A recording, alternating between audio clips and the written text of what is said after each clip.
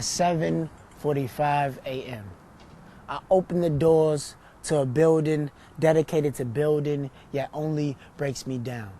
I march down hallways, cleaned up after me every day by regular janitors, but I never have the decency to honor their names.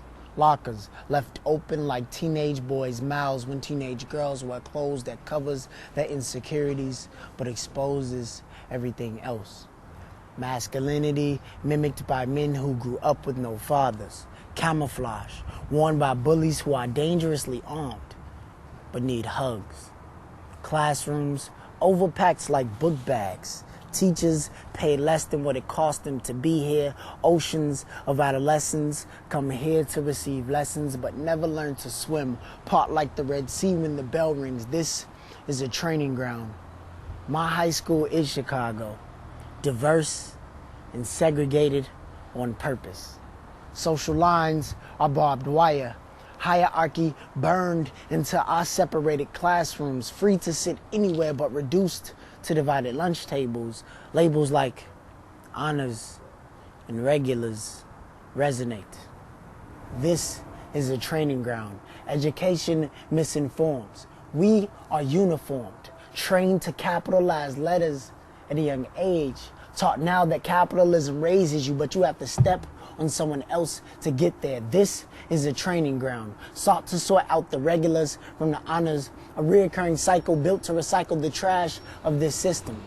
I am in honors classes, but go home with regular students who are soldiers in a war zone in territory they don't really own. When did lives become expendable? CPS is a training ground centered on personal success. CPS is a training ground, concentration on professional suits. CPS is a training ground.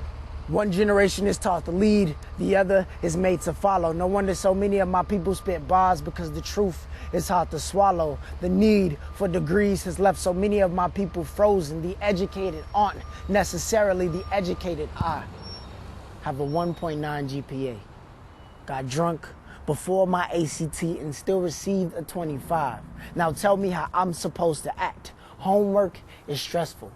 But when you go home every day and your home is work, you don't want to pick up any assignments. Reading textbooks is stressful, but reading doesn't matter when you feel your story is already written, either dead or getting booked. Taking tests is stressful, but bubbling in a Scantron doesn't stop bullets from bursting. Our direction hasn't changed.